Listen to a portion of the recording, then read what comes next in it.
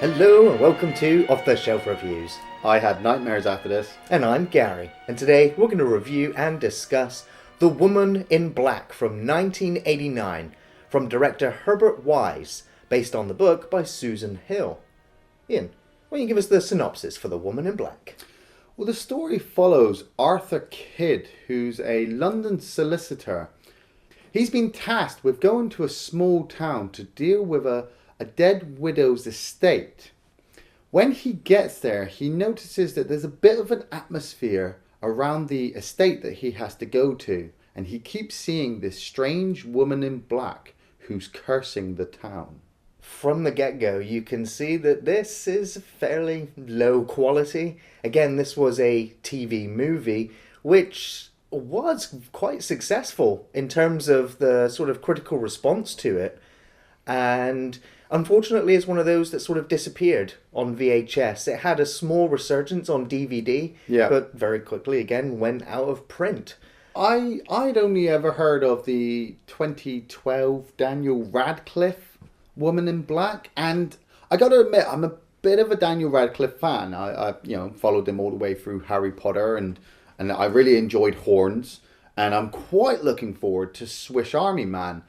So part of me always wanted to sit down and watch The Woman in Black, but just didn't have the time, didn't get a copy of it, and so it just kind of, disappeared. And then when Gary said, we've got to do The Woman in Black, I was like, oh yeah, it's my time to watch Daniel Radcliffe. And he's like, nah, we're watching the 1989 TV movie. And I'm like, what the fuck? Another 3-hour TV? No, it's only 100 minutes. I was like, okay, yeah, I can do this.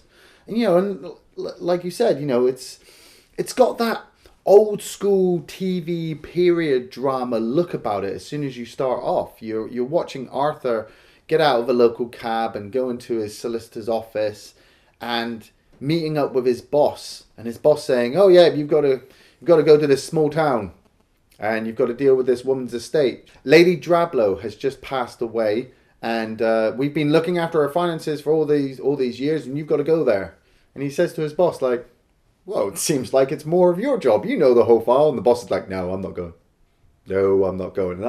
And, knowing the history of The Woman in Black and the fact it's based on a story, you're just like, this shit's going to get real creepy real quick. So you kind of just let it wash over you. You kind of forget about the old school visuals and the period dress.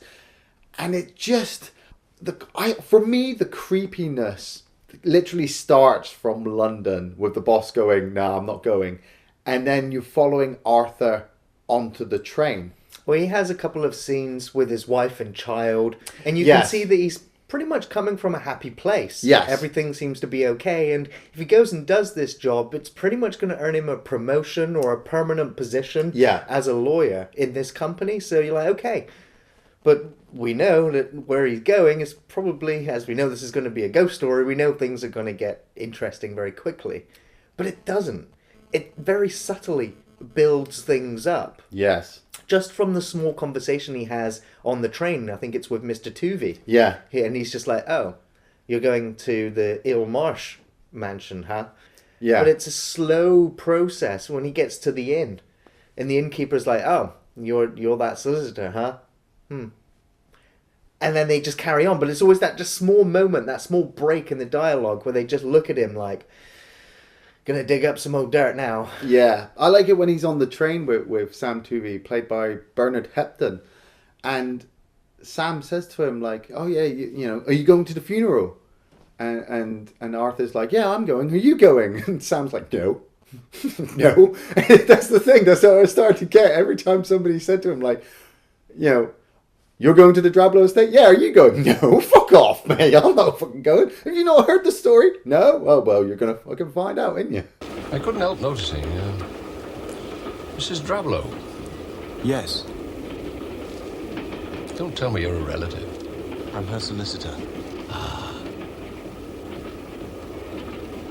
On the way to the funeral? I am. You'll be about the only person that is. I do have to bring up one thing which I did find funny, is that the guy playing Arthur Kidd is Harry Potter's dad, James Potter. And then obviously you connect that with the 2012 Daniel Radcliffe Woman in Black, and you're like, huh? What? It's a bit weird. Yeah, it's a funny, interesting movie connection, yeah. The visuals in this film are outstanding, amazing. Whoever was in charge of making sure that, you know, London looked like London at the time, and the small town looked like a creepy small town, worked brilliantly. Like you said, when you've got that, when you get that moment where he wakes up in the morning and comes out, and they've got the market happening outside, busy, bustling, people trying to sell, people trying to buy. And so for me, I was just immediately then brought into this world. You know, I felt for a moment that I needed to pick up my pad and start making notes, but I didn't want to get distracted. Yeah. I didn't want to miss any little nuances or any little things. I tell you what did it for me. It was the sound in the film. Yeah. It was almost as if they didn't edit the sound in afterwards. They didn't Foley it in. It felt like all the sound and all the audio that's in the film came live from the camera. Yes. And so it had that distinct feel of a documentary, which helped sell you on the believability and the realism of the sets and the locations feeling like real locations. And that all came through to me in the sound, because all of the sounds are sort of exaggerated, from rustling through envelopes and letters, through just walking through the house on the hard gravel, or just opening a window. Just every single sound was louder than perhaps it would normally be, and it just echoed and helped give that sense of isolation when it needed to. And then during the bustling bar scenes, or when everyone sat around eating, all of those sounds just feel real. You're not from round here? No. Let me guess. Buying and selling land, maybe? Big Sam's your man. Greedy for it. So you'll have half the county. Just a house. What? On the marshes. Real marsh house? Yes.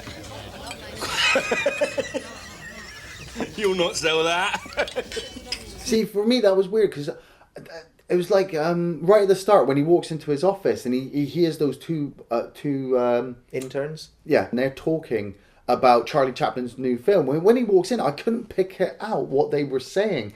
And then it dawned on me that I wasn't supposed to. It was just kind of background noise to allow you to kind of walk in. And like you said, the same thing with the inn. I'm listening to all these people talking, and I'm like, I want to hear that conversation. I want to hear that conversation. But then the camera focuses on Arthur and Sam and the conversation that they have, but you just have the background noise making it seem more realistic. You follow Arthur, and he meets up with Pepperell, I think he is. He's a local solicitor or local landowner, and they're the only two people who turn up at Drablow's funeral. And yet it's just so, I want to say creepy, but at the same time it's so natural, where you have the black horse and carriage turn up to the church, the coffin come out, and then you hear the priest talking and doing his sermon, and you're looking at Arthur and his companion, and they're the only two people in this whole entire church, along with the priest. And then Arthur turns and sees this bloody great big black dress wearing woman, and I'm like, that's not right. That's not right. What? Why? You expect to see mourners at a funeral. She is just there, dude. She is just there. And it doesn't make it any better that obviously, you know, slightly cliche, but at the time not cliche. The fact that he turns away and then turns back and she's gone. Nobody moves that fast. Well, maybe she didn't want to be seen. But she didn't get very far, though. She literally only went outside. Because when we see Arthur come out, you can see the woman in black just in the background there. God, yeah. Oh, those bits. This first bit, was brilliantly well done. I mean, we're talking 89. We're not talking CGI era, you know, green screen of things like that. You see Arthur and his companion walking through the graveyard, and he turns to Pepperell and he says, "Hey, look, there's that woman in black again." And Pepperell's like, "I'm not looking. I'm not fucking looking, mate." And he goes off and he goes to scare all the children away. And I was looking at the screen and it was like she was there and then she was gone. And I just thought, bravo, that was some brilliant camera trickery you did there, because now I'm starting to clench. I'm starting to clench now. Go away! Quick! Get away from here! Mr. Pefferell, what's wrong? They shouldn't watch like that. It's not be allowed. It's morbid curiosity. Are you all right? I have a mind to speak to the school teacher. Look, you're frightening that poor woman away. What? Well, she's gone. It does. It builds it up subtly, and at the same time you're like, well, is that a real woman? Or was that the ghost? Obviously, the film's called The Woman in Black. Maybe she's a pivotal role in uncovering, maybe it's a murder mystery. Yes, that's what I start to get as well, the mystery behind it. You know, because we follow Arthur going to Eilmarsh House, and you've got that amazing causeway sequence. You know, he's saying to the guy on the horse and carriage, well, how far is this? Oh, it's like a mile to the causeway. How long's the causeway? Well, it depends on how much tide is in. And I'm like, this is a remote house. yeah. With a treacherous marsh between the coast and this house. So you're just like, yeah. And he asks, has anybody ever died in the marsh? Oh, aye. yeah. And it's like, you see it, it's like a winding path as well. It's not like a straight line. It's just like a winding path. And you can easily get lost in the... I kept mishearing it. Did they call it the threat? The sea mist? I thought they called it the... it sounded like he called it the Fritz, the sea Fritz. Yeah, it was either sea Fritz or sea threat, but it's the sea mist, and the way the mist just kind of appears so quickly, envelops the land, and you start to go, okay, that's not good. We've got a woman in black ghost, we've got a creepy old mansion, and we've got a fast-moving mist or fog, you know, and I'm like, if there's three things I don't like, those are three! They're right there! You know? There, you'll be warm enough. Keep the window shut, though. Keep the frets out. Frets? Yeah, frets. Sea mists. In bad this time of year. They roll up in a minute out in the marshes. So, you know, we get to see Arthur wandering around this house. I'm like, okay, this woman only died, like, last week. Yes. Yet this house is covered in cobwebs. And it feels pretty decrepit. And you're like, well, I guess one old lady living out here. But then Arthur begins his investigation, and he's pretty much just there just to collect the paperwork and tidy up the deeds of the house. But he starts to uncover birth certificates, death certificates, and realizes that there's a little bit more going on here than perhaps, you know, his office realized. Really? I mean, what about when he goes outside? He gets told by the horse and carriageman, oh yeah, be outside for 3 o'clock. And, you know, because I'm not waiting for you if the tide starts coming in. So Arthur, you know, goes outside and he's looking around the causeway and he hears the clippity clop of a horse, and the horse is getting faster and the carriage is getting faster, and then there's a crash, then there's a scream, then there's a child screaming for his mother and more screaming, and then I'm like, what the, stop.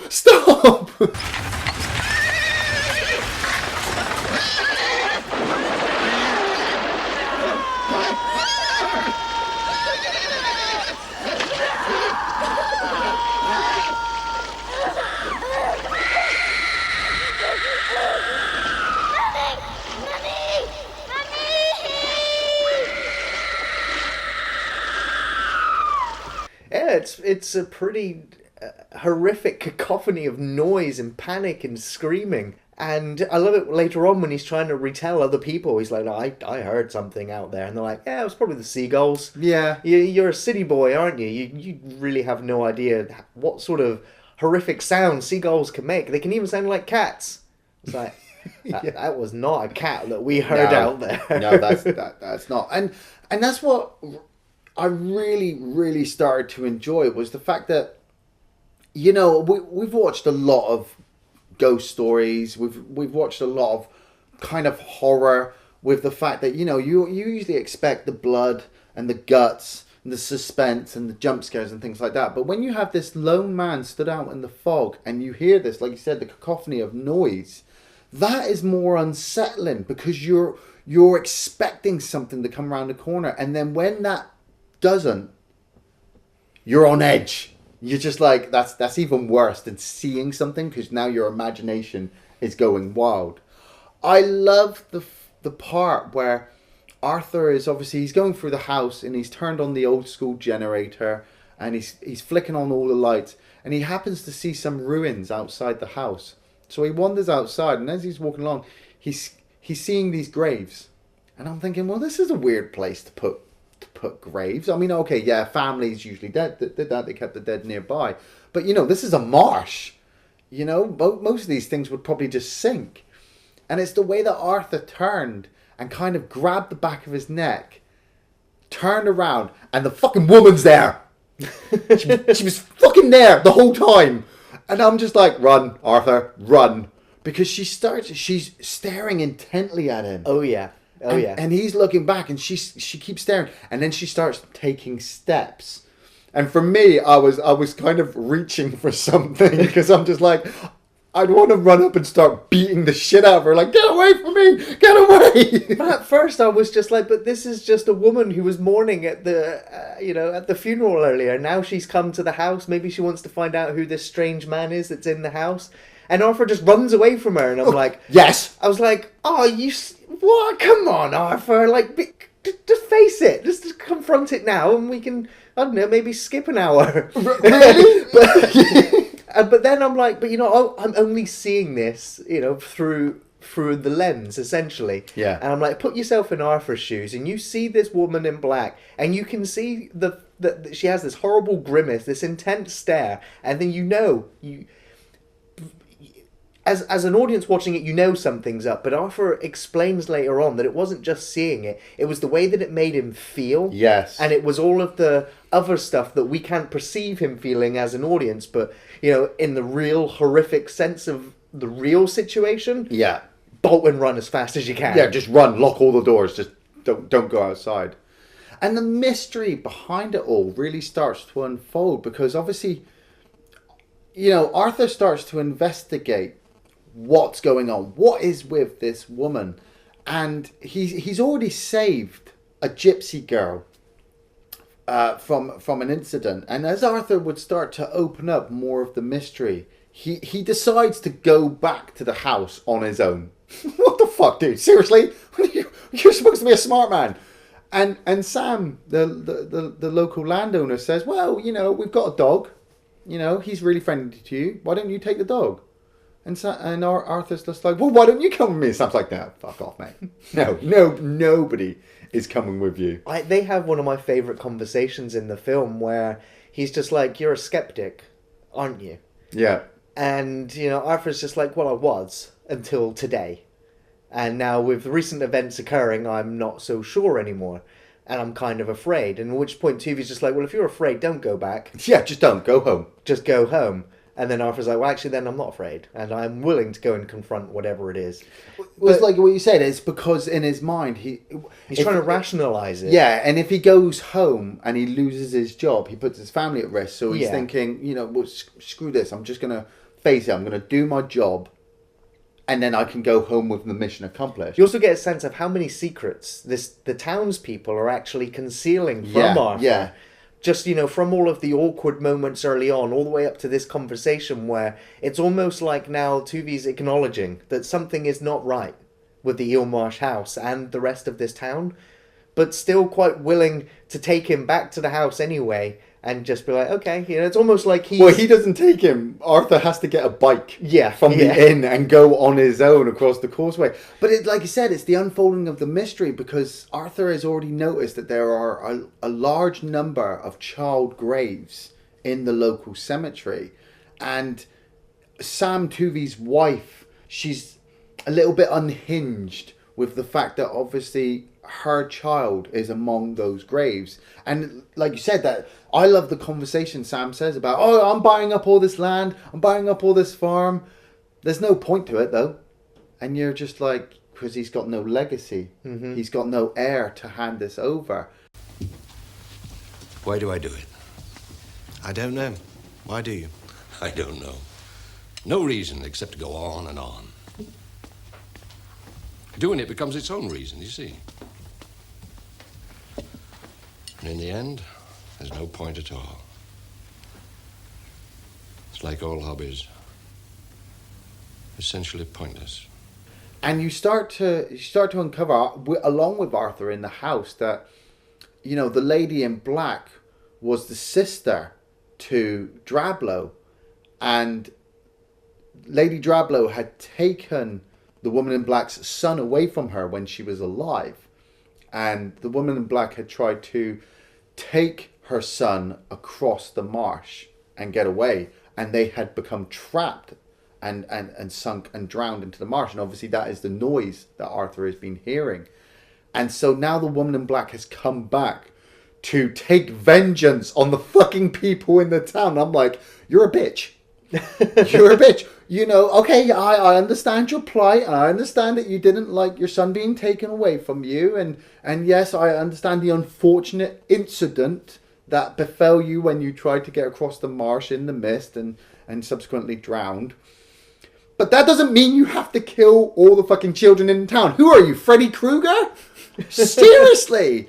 Because, you know, you get back to the house and Arthur's there and he's going through all the death certificates.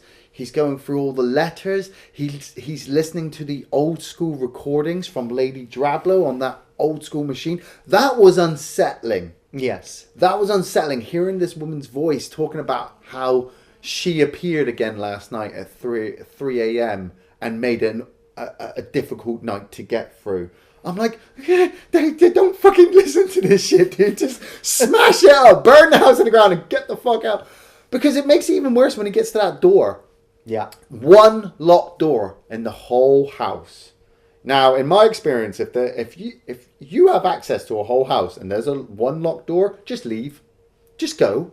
You don't want to find out what's behind it. For me, that's when the creepiness and the eeriness and everything else just really ramps up, when he is alone in that house and he hears a noise coming from that room and it just repeats and repeats and you're like, the hell is it? You know? Yeah. So he tries to bust in through the door and the door won't budge. He runs off and grabs an axe and comes back for the door. And the door's open slightly. That was so effective. Oh, God. So well done. That made me go, oh, my God. So the dog's barking this whole time as well, getting excited. And then the dog just goes running into the room. It's all quiet.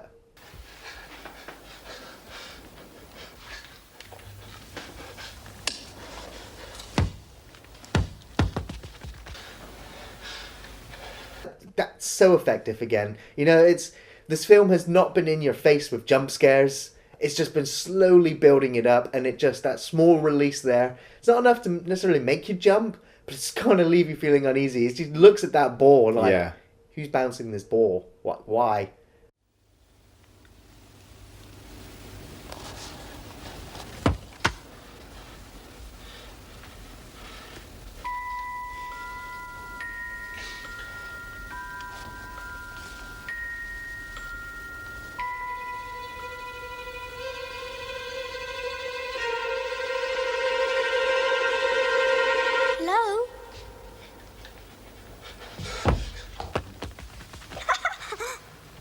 And then the power to the house goes out.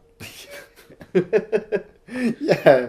And he runs all the way outside, gets the generator back on, and you're just like, okay, Arthur, you're starting to lose it now. And you watch that fade in and out sequence, don't you? Where he's just sat there, he's just listening to the audio recorder, and he's just hearing the details. And obviously, he comes across the evidence of the Lady Drablow and the Lady in Black being sisters, and obviously comes across the death certificate. But it's when Spider runs off, the little dog gets lured off to the marsh, and he puts in his own recording on the machine saying, I'm pretty sure the dog was lured off to its death. And you're just like, Arthur, why the fuck are we still here, man? Why don't we just go? We just go home. I don't want to be here anymore.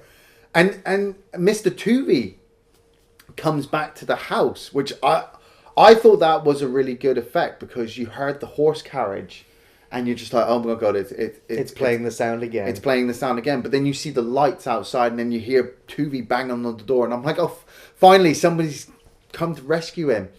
And he says to Arthur, he says, Spider came home. I knew something was wrong. And so part of me was like, oh, thank God the dog's alive. And thank God that someone's here now to get Arthur out of this house. Yes. But Arthur's like, no, come in. I need to show you all this evidence. All of these things that I found out about this strange woman in black and about Mrs. Drablow.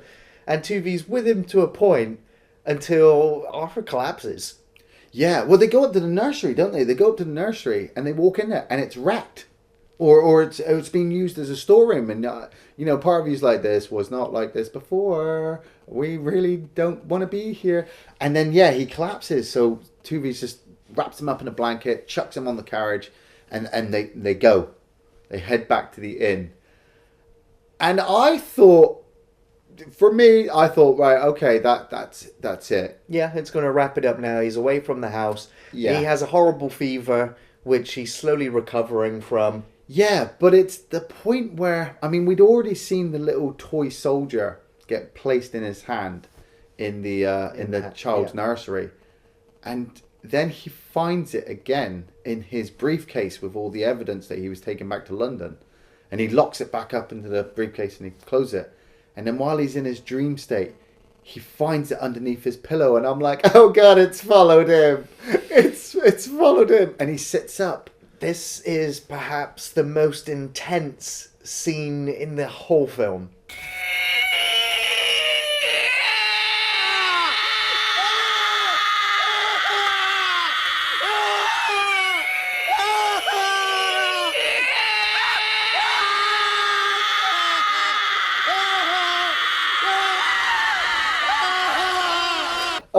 The music, the screeching, screaming noise, the way that the lighting works, the way Arthur's screaming in panic, it just ramps all of it, all up to 10, to 11. Yeah. And it is so good. It's you've seen this sort of shot in The Grudge and in all these other horror movies, but it's done here. It's so well done. Yeah. It's so simplistic in its, in its execution.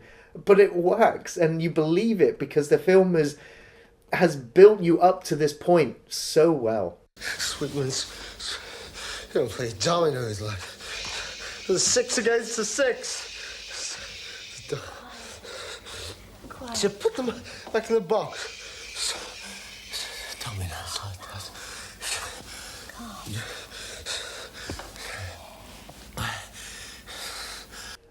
And then luckily Arthur starts to get over his fever and his wife has been called to come and obviously stay with him. And you're like, starting to get over. But then you follow Arthur home and you can see that he is still unhinged. He is haunted, literally, by the events that have happened to him. Yeah, he's hugging his children tighter. Every time he hears a horse and carriage, he's waking up in cold sweats. And I love the fact that when he returns back to work, he comes across the case in his office and he just wants to burn all the evidence because he's already been told by Sam Tuvey that the house is burned down, it's destroyed. And I was just like, Sam, how did that happen? How did that house burn down? Just unexpectedly. We don't ever see the burnt remains of the house either, so I wonder whether they actually ever did burn the house down. Well, I thought it might have been Arthur leaving the generator and all the lights on. Possibly. Something might have happened there. But yeah, like you said, you don't actually see it. You only hear it when he's in the fever. You can hear the ringing of the bell and everybody racing around outside. You're unsure about what's going on until Sam obviously explains it to you the next day. But I love the way that when Arthur's back in London, he confronts his boss and says to him, look, you sent me there. You knew what was there. You purposely didn't want to go. And you're just like... The boss never admits it, but he delivers enough in his performance to let you know, he was freaked out by the events that happened while he was there. Yeah. But has somehow managed to survive it and now sends his employees there instead. Well, that's it. I was unsure about the boss, if the boss had any children. If something might have happened, because you don't get told that through the boss. No. But then at the same time, maybe he said he was only there for one night. Maybe you had to be there for a longer period for it really to affect you. But yeah, Arthur gets sent home after almost burning the whole solicitor's building down, you know, because he almost destroys his office. He gets home with his wife and he's still slightly unhinged, and his wife's just like, let's just get away from here. Let's just go. And you're like, yeah, come on, Arthur. Let's just go somewhere. Let's get away from this. And it cuts to them in the lake, and the family's all there in the rowing boat. You've got the wife, the baby, the small child. You've got Arthur. And you're like, oh, this is so sweet. And then he fucking looks up, and the lady in black is stood there on the river. I mean, stood there on the motherfucking water. And the camera kind of lurches into his face a couple of times. The wife screams, the branch falls, and the boat is fucking destroyed. I'm like, great ending. Great ending.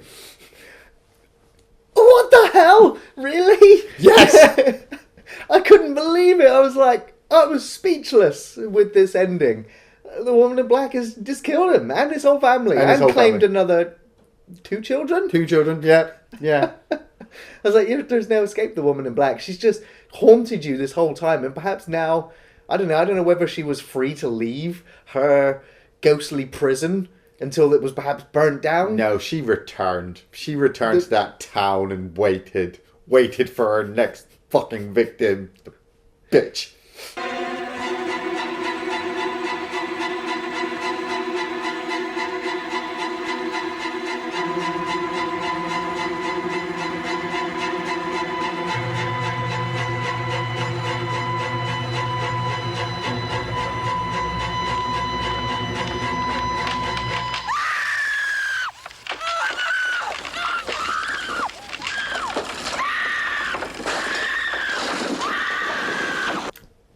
Wow, that ending just it's going to last with you. I mean, we've seen the bad ending in quite a few horror movies where no one makes it out, but you sort of don't expect it with this one. You kind of think that, you know, he's escaped the nightmare, but he's going to be forever psychologically damaged after what's happened. But no, that woman in black has come for you and your whole family. Yeah, I mean, what the fuck did his kids do to you?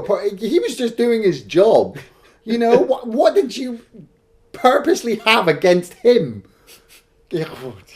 There are a lot of memorable scenes in the film, but I think my favourite is the one that creeped me out the most. And it was, you know, the noise coming from that bedroom. Yeah. And him not being able to get in and running off for the axe and then coming back and finding that door open. I sort of, in my mind, I was like, I called it. I was like, wouldn't that be cool? And, you know, as it happens, but even though seeing it happen, you feel the reaction as Arthur does. Yeah. And, you know, you're inquisitive still. You're like, well, I do also want to know what was making that noise. You know, and then going in there and just the way that everything just escalates from that moment. Everything else building to it. Just, yeah, so memorable. For me, all my favourite scenes involve the woman in black. I was really impressed with the camera work of having her there and having her gone. I mean, some of them I was easily able to spot with the fact that, you know, you'd look at Arthur, he'd look away, look back, and she was gone. But the scene in the cemetery where I swear she was in the background and then she was literally gone. I don't know if the actress just dropped to the floor. You know, the Eel Marsh cemetery scene where Arthur just turns his back, grabs his neck, and she's there. I didn't expect her. The bedroom scene was intense. You know, I was uncomfortable when I saw the toy soldier in his hand. I was even more, you know, put on edge when I heard the child's voice, and then she's right in your motherfucking face, and I'm like you said with like The Ring, you know, it's the same feeling I get when I see that woman crawl out the fucking TV. I'm just like, beat it with a fucking baseball bat, just beat it to fucking death. And that final sequence where she was just on the river, you know, and she's just looking, I'm just like, if I ever see a woman in black, I'm gonna burn the bitch. So yeah, she doesn't have that much screen time in the film, really. No, but what she has, her presence is felt in all the scenes where she's not visible, and I think her presence will be felt long after the film actually ends as well. I do recommend the 1989 version of The Woman in Black. I had also watched the remake, the 2012 version with Daniel Radcliffe, and found that version to be too opulent in its budget. Yeah. Whereas, you know, when they fly over the marshlands and the camera sweeps over the top, Yeah. you know, from an aerial view, and you get to see the whole landscape, and I was like, you've just taken me out of the experience immediately because you're giving me this filmic view of everything. Yeah. Whereas the original film doesn't have the budget to do that, so you stay in close in the carriages, and you stay in the train, and you stay with these characters. You don't get the moments to go flying above with the camera. So the remake kind of lost me on that front. And also the remake destroyed any tension and any build-up by having jump scare after jump scare after jump scare. Jump scare when the tap turns on, when the crow turns up, when the man turns up out of the mist, when the woman in black finally turns up. And it's just like, I'm so numb from your jump scares that I can't even enjoy the rest of this film. Whereas the original is, for me, an authentic ghost story. Yes, adapted from a book, which was then also turned into a stage play before becoming a TV movie, before becoming a Hollywood movie. I love the simplicity to it. You know, the remote village, the townspeople with secrets, and this, you know, this period drama ghost story. It works a hell of a lot better than it really should. Yeah. And for me is gonna now be one of those lasting ghost stories that I'll always remember, and will now put up there with as a highly rated ghost story, despite its low budget and despite it not looking as good as a Hollywood film. I recommend the 1989 TV production if you can get a copy of it. If you can't, then I do recommend the Daniel Radcliffe remake. I haven't personally seen it myself. I looked on YouTube and caught a few of the scenes, and it's like Gary said, some of the stuff that they do in the remake kind of takes away a few things that you got from the TV production. But I'm not going to take anything away from the movie, because you know you take what you can get. And on a dark night, when you're all alone and the lights are off, it doesn't matter which one you're watching. When you're sat down watching The Woman in Black, you will feel that she is behind you the whole time.